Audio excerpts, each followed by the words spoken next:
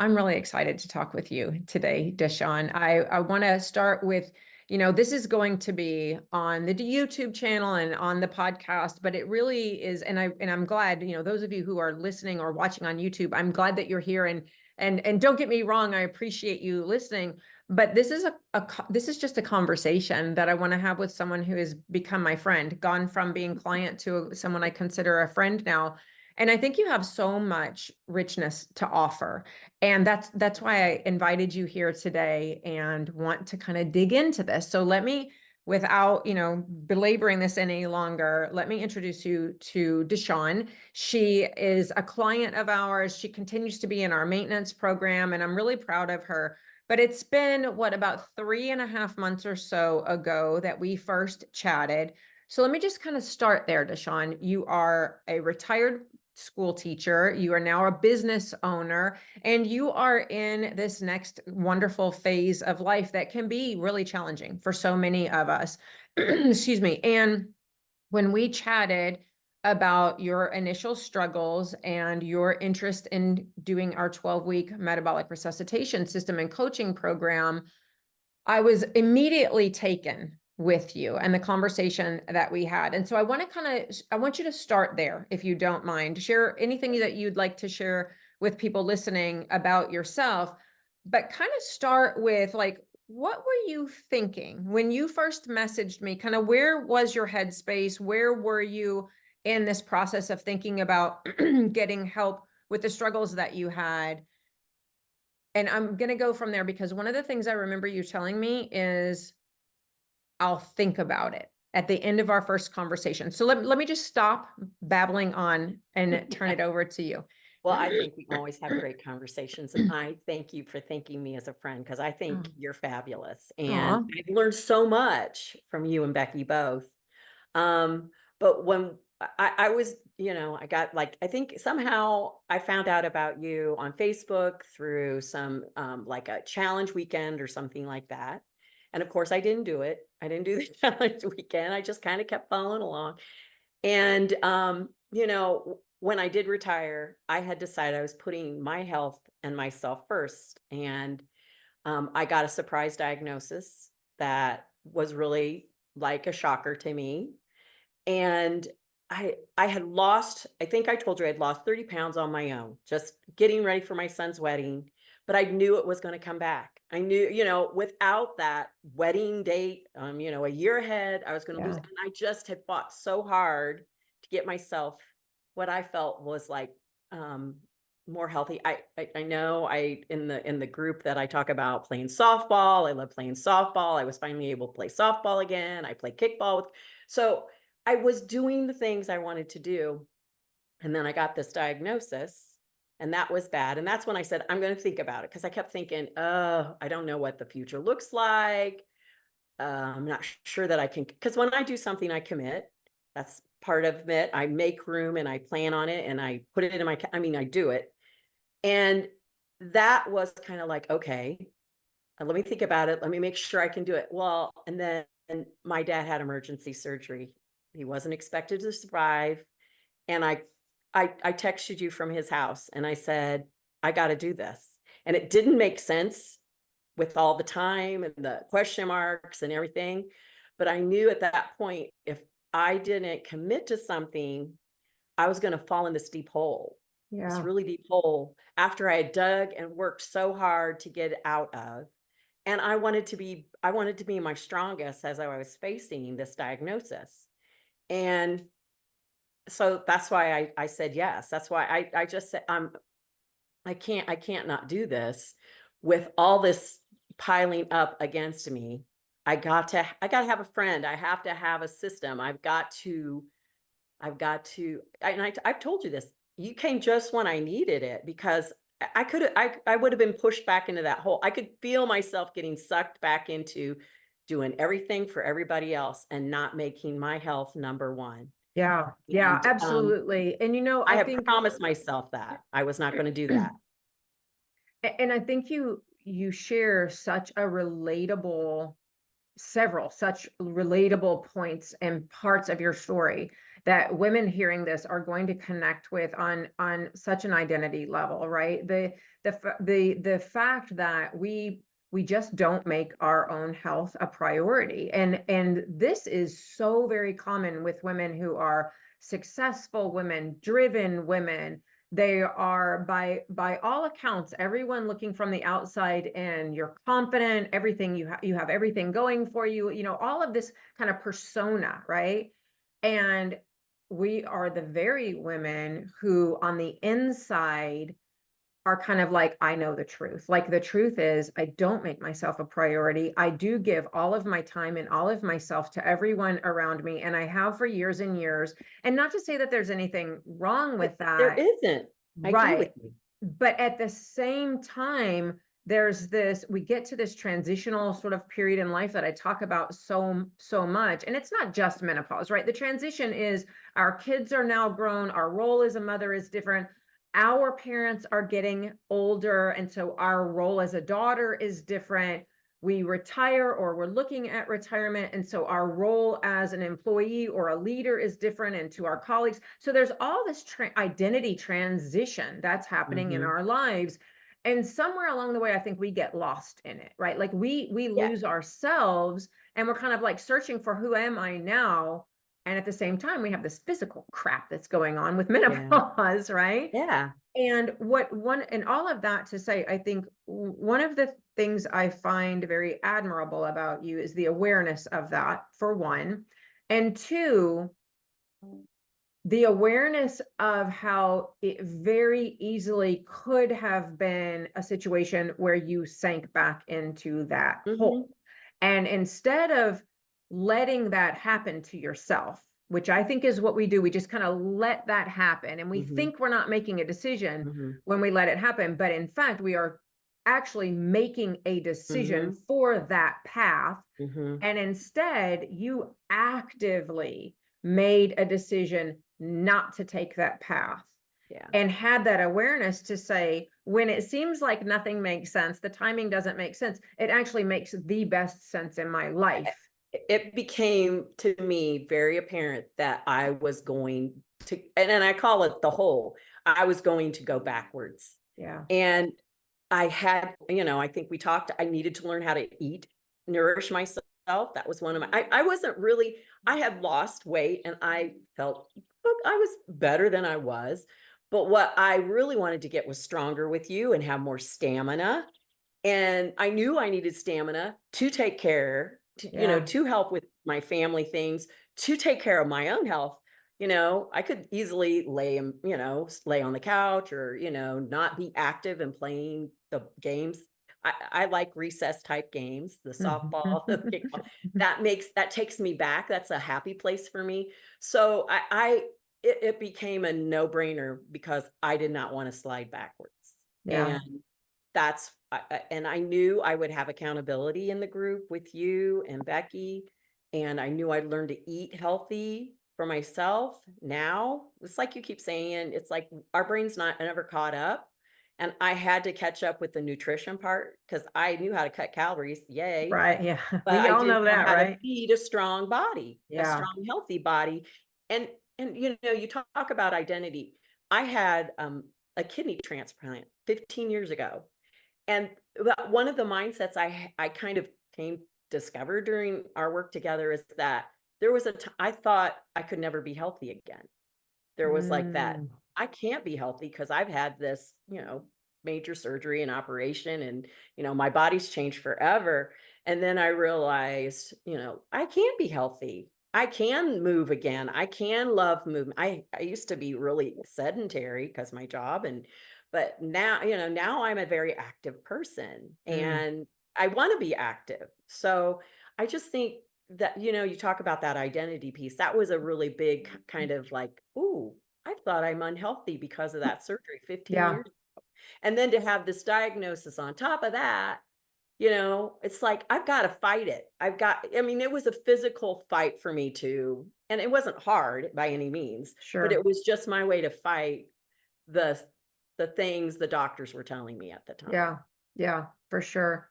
And I remember the weekend, the very day that you texted me. We had talked either on a Thursday or a Friday, I Yeah. don't recall which. And over the weekend, you told me you wanted to think about it. You're someone who processes things, which so many of the women I talk to are that way, me included. But what I find is I'm also I often am concerned when women do that, because I also know how that thinking goes. And we kind of slip back into that, oh, I shouldn't, oh, I don't have time. And our brain starts giving us all the reasons as we're Yeah. thinking about There's it, why we practical reasons shouldn't. why I don't have Exactly. the time. Oh, this, Exactly. this is taking money out of the budget for my whatever, Absolutely. or, and And I I got thought of that it like, text. I got that text from you, and I remember it so vividly because I was coming in from outside at the pool, and I saw that I had a notification, which I don't always look at for my own boundaries and time on the weekend. But your name popped up, and I was like, "Ooh!" And I looked at it, and I remember saying out loud, I'm so happy for her. She's chosen herself. Like that, mhm, to me, that's what it represents. When you message me in that way, or any woman does, you are choosing yourself. And in choosing yourself, I truly believe that you are honoring everyone you love too. mhm, And I know in mhm, your case, one perfect example of that is taking care of your parents. And mhm, many of us, so many of us are in that position now where our parents are getting older, because, I mean, heck, we're getting older, so it has to be that our parents are getting older. mhm, And I talk to women all the time who have that concern that they're being selfish if they do this for themselves, because mhm, I'm taking care of my parents, because my kids are in college, because all these other reasons, when that narrative that's in our head really needs to kind of be reframed into how, by taking care of myself, I'm actually taking care of and honoring the love that I have and the care that I have and the need that I have to be able to fulfill these other responsibilities. And mhm. it's a shift in mindset that I think is difficult for Yeah. us as women, especially, to navigate through. And that whole kind of line of discussion takes me to something else I want to ask you about.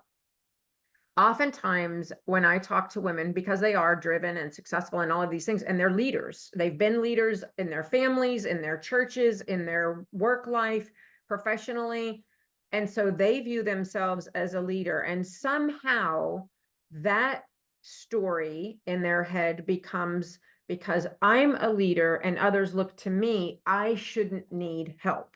I Mhm, shouldn't be someone who needs guidance or accountability or these other things, because that's what I give to other people, right? And of course, I think that's a bullshit narrative, right? When we get right down to the nuts and bolts of it. But for many of the women who come into our 12-week program, that false narrative is really very, very strong, even stronger, I find, than for many women, because we work with women who are therapists, we work with women who are physicians, we work with women who are in all kinds of professionally helpful roles, right? And for you, I find it very interesting because in your next role in life, you are a coach, much like I mhm. am. And so for women who come to, I'm actually talking to another coach later today who's interested in joining us. And I find it very interesting because I tell women, whether you're a therapist or a doctor, doctors need doctors, therapists need therapists, coaches need coaches. Talk to me a little bit about what that thinking was in your head. Was that something that did you think, oh, I shouldn't need this help? Or, was there I that kind of think an obstacle, or what were I you thinking? personally think because of my coaching background, I understand the value of coaching. And there probably was a time when I would, because I'm a coach, I know my job is to kind of hold a mirror up, a Yeah. reflection, and for me to actually get a real objective look. And I think one of the mindset pieces, I can be healthy again, would become not so much focus on the outcomes, but just showing up. And Mm. that, but you Yeah. don't know that. Yeah. You know it, but you don't know it. Yeah. And there's like such a can be, and I've seen this in my own clients, there can be a disconnection from our what we know in our heads versus how we feel in our hearts. And so it wasn't like I knew I needed coaching. I just knew this was the best path for me to get to the place I wanted to be in with my health Yeah. and with, you know, I feel so great. I mean, the confidence level, I feel like I'm back to where I want to be. I don't worry about weight so much anymore. I wanted to really eat healthy. I wanted to nourish this body. I hope to continue to losing weight, but it really wasn't about the weight for me. It was Yeah. really about being the most healthiest as I can be as life keeps throwing these curves at me. Yeah. And Yeah. I'm investing in myself at this point in time. I feel like I spent 2/3 of my life serving everybody else. And it's not like I'm like some queen and put myself on the top of Sure. the heap, but I do consider what I need in decision making as I move forward here. I'm not Yeah. going to continually just oblige everybody because it's easier for them. I'm going to Mm, take stock of what it is I need and see if it's something we both, I'm making decisions about my life. I feel like I'm like yeah. finally a grown adult making decisions about my life rather than being a little girl following along. Yeah. And Yeah. that's a huge piece of it too for me. Yeah. And when you talk about, holding the mirror up, I think that's a really good analogy. And we're so close to ourselves, even though we hold a mirror up for other people and help them to navigate challenges in a variety, personal, professional Mhm. roles. It's very difficult when you can't do that for yourself, right? Like therapists can't go and sit on a couch and look in a mirror and therapy themselves.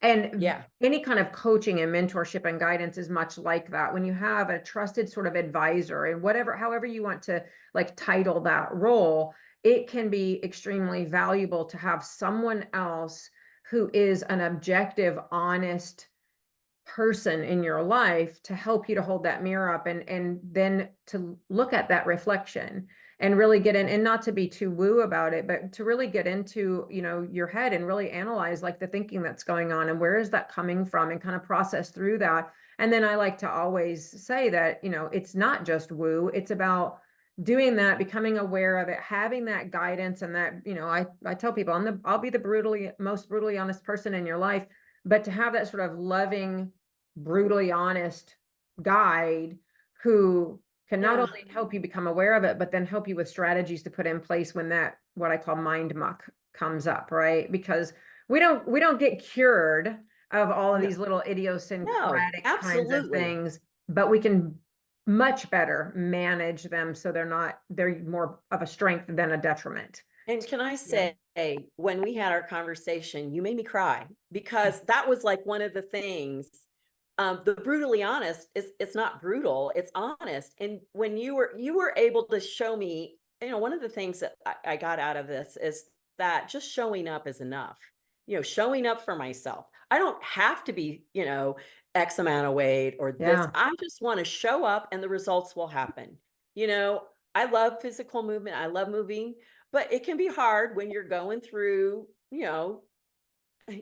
I was going through my own health issue and I was worried about my dad and I was trying to still kind of maintain a real life and you're able to look at you were saying, "Sean, you're doing so great." And it's never enough. Yeah. I think there's a lot of us that have that never enough mentality because we always are Absolutely. striving for more and more perfection, more whatever. And I don't Hmm. try to be perfect, but I always try to cram more in the time I have. Yeah. So, it's kind of like this never enough mentality that I really have to fight off. And just hearing you say, first off, you are doing great. I didn't feel like I was just trying really hard. And Yeah. to know that all I have to do is show up for myself, it's just such a relief. Yeah, Such we a hold relief. this really unrealistic expectation and standard. We put the standard way up here when we will accept much less from everyone Mhm, else and mhm. think that much less is great when we're talking to others. But we have this expectation that we put our standards so high that even it almost makes it impossible for us to reach it. in addition to that, we don't give ourselves credit for how far we are scaling that Yeah, mountain. exactly. And that's what you would say. You would just you and Becky both would just say, here, and what I like about the app is I can say, yeah, what do you need from it? I'm a person who needs encouragement. Yeah. And I got tons of encouragement. I felt heard and seen. You know, you're not just going through a process. Right. Let's talk about that, because you're hitting on several things that I think are really valuable for women to hear. I talk about this MRS program, and I talk about it online on social media, and I talk about it with people every day. And I talk about, well, there's this opportunity for this 12-week MRS program. But really, and then once I get into talking about it with women, it's a protocol that really we morph and reshape to fit each one of the women that we work with, because you are so very different. And I really strongly believe in that being part of what is so different and so valuable for the women that we work with, and why they get sustainable results. And each person also needs to be coached differently, right? I mean, our ability to respond positively in a way that really creates change in us is dependent on, much like I talk about, when my students, whether they were graduate students or fourth graders, it was like we all have different learning styles, right? And we're all much more receptive to different styles. Some people really need praise. Some people really need that, like, hard, keep on your butt kind of coach. So Mhm. all of that to say, talk to me a little bit about your experience in the program and with the coaching. Like, what was it that made it different for you? What was kind of that almost unable to verbalize kind of piece that was like, Yeah. well, this was a different experience and this is why it worked for me, if that makes sense? Yeah. Well, what I liked is there were multiple pieces to it. It wasn't just eat, weigh, and, check in. Exercise. Yeah. Yeah. Exercise, eat, weigh, I love the high accountability for both food intake and for bloody selfies, the pictures.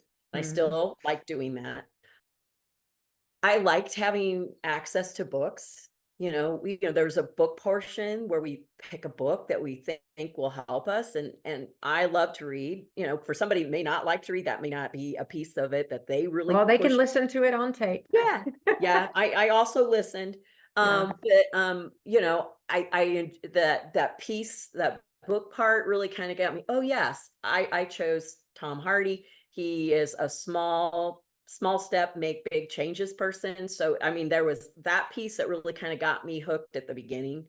Um, I really the vault would be hard. I had to schedule time for the vault, which is where you have your trainings Yeah. and The you're learning educational on the course video. is Yeah, what the she's referring to. educational. Yeah. Hmm. And so that was my Sunday night ritual until it got a little crazy and I got behind. But I really enjoyed the journaling part. Yeah. There a journal piece, and that was really where and I think I have thought about, like, I was late to the journaling piece because I got behind, but I think like everything, it all shows up at the right time, because by the time Exactly. I got to the journaling piece, when I was like in my weeks happens at week 8, but like by 10 and 11 is by the time I got into it, it crystallized everything for me. Yeah. I was Yeah. like, really crystallized my experience that I went through.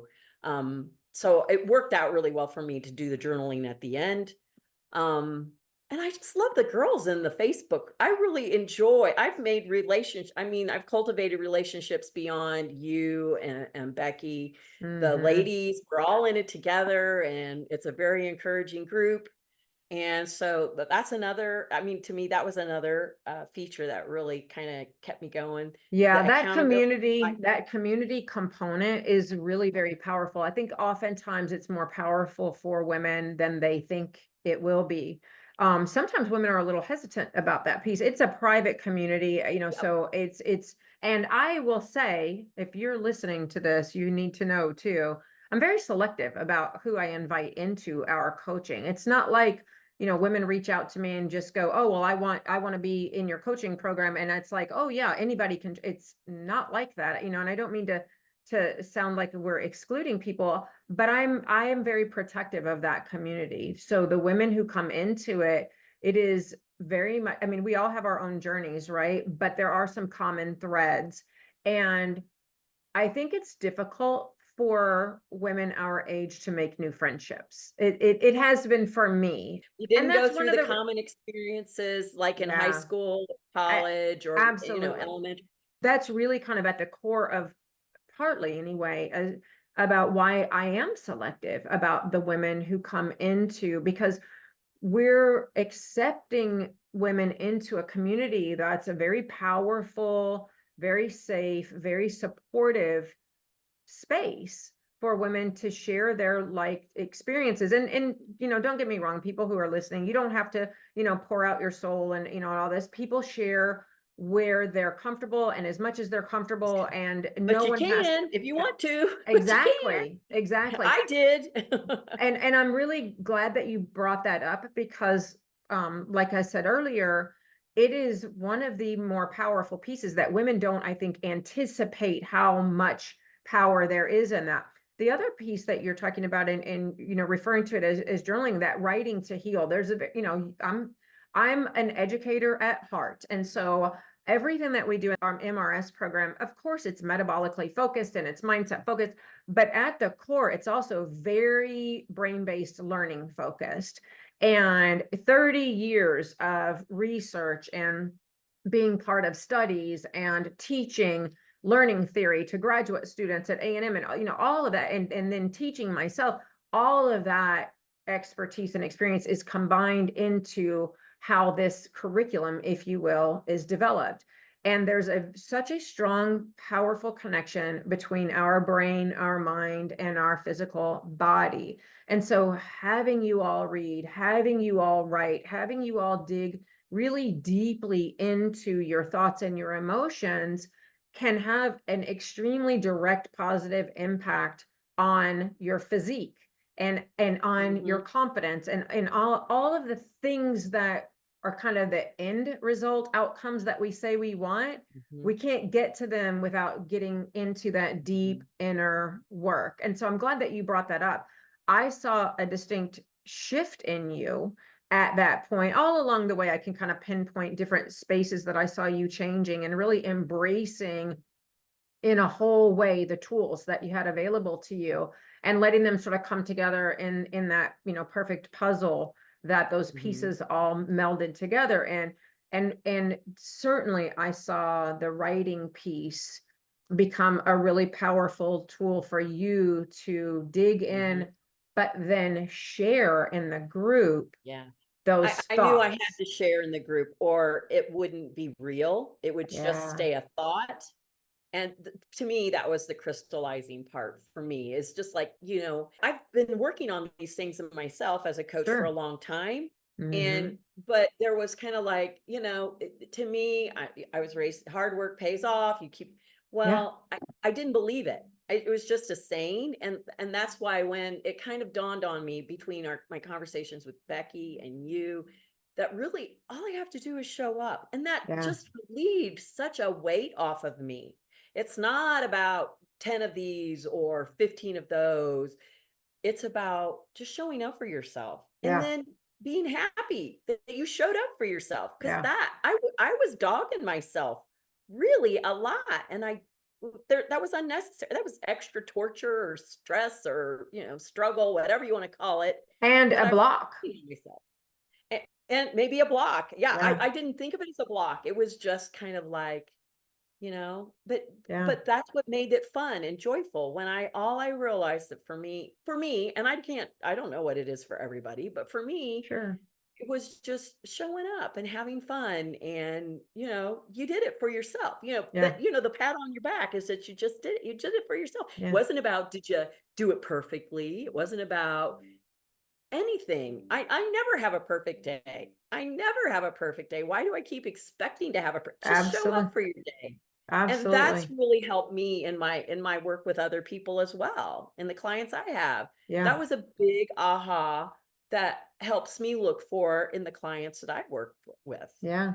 It's Yeah. and it's amazing when we can get to that space where the just showing up and just doing the best that you can, which is a different level. Best is not there's no static definition of it, right? It's It depends on subjective. the day, absolutely. And it's amazing when we can kind of embrace that actually the results that we get from it. You know what I mean? Mhm, It's like mhm. we think we got to do the perfect to get the results, and it's amazing when we can let go of that sort of perfectionism or that super high standard and accept our best, not let ourselves fall back on, on our laurels, but accept that every day showing up and doing the best that we can is good enough. It's amazing how much more we get from that, Mhm, right? So what, mhm. and I could talk to you all day long, but nobody wants to listen to me talk to you all day long. So That's not true, I but don't I'll know let about that. So kind of talk to me about in kind of, wrapping this up. There are so many women who tell me like, oh, I've been, following for 2 years, 3 years. I had a woman one time who joined our 12-week program who said, my biggest regret is I've been watching and following for 5 years, and I wish I would have done this sooner. So women who are out there with that kind of that kind of a space, or like on the fence or thinking about it and wondering if, oh, is now the right time, or, oh, I shouldn't invest in myself, and having all that, what would you say to her? Hmm.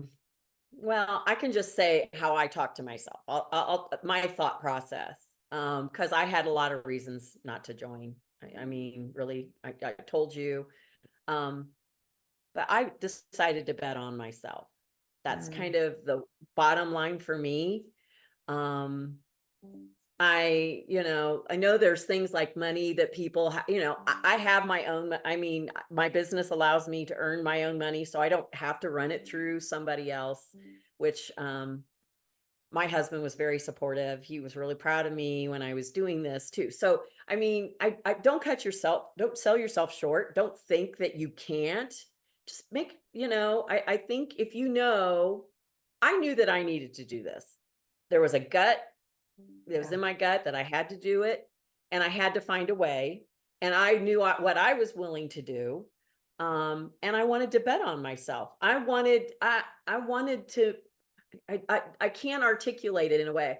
I wanted to be the best that I could be during this really difficult time, or I was gonna slide back into a hole. So your friend that, watched for 5 years, to me, that was 5 years of getting slid into a hole. yeah. I'm a very proactive person. So I mean, and I'm a good problem solver. So I can think it through and figure out a way to make things happen. That's just something that and I wanted this to happen.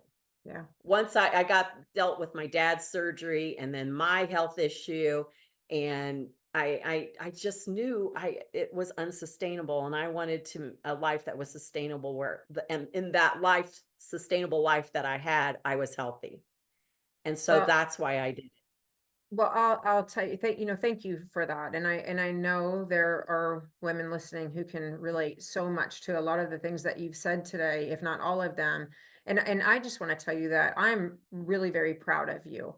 I know that you hold this standard. Even now, you struggle with that, holding yourself to this standard and not recognizing how far you have come. The outcome, and I think a lot of women can relate to this too, but I want you to know I'm so proud of how far you've come, because it's not always the end goal Mhm, that we need to keep our eyes on. It's one day at a time, and that's what you've done. I've seen that shift in you, in that you've embraced everything that you have available to you. You're allowing yourself with grace. You work hard, you put the grit in, but you allow yourself the grace to know that today I did the best that I could given the circumstances and what was thrown at me today.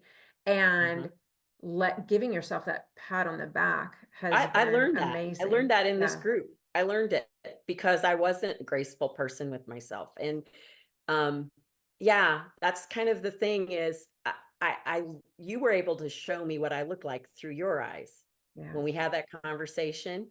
And I was such a gift. Seriously, such a gift. And that's when I wrote I journaled about that. If the one thing I really need now was to be able to see myself in other people's eyes, because inside I was seeing myself as Yeah. what I didn't do. Couldn't do this. I couldn't do that. But then that's when the idea or the thought came is like, I'm just showing up and that's Yeah. all I need to do. And it sounds so simple and easy, but it was a real huge shift in Yeah. how I felt about myself, how I attacked and, worked the plan that I had. And so Mhm. that's what I Yeah. learned right Yeah. here in the 12 weeks. Absolutely.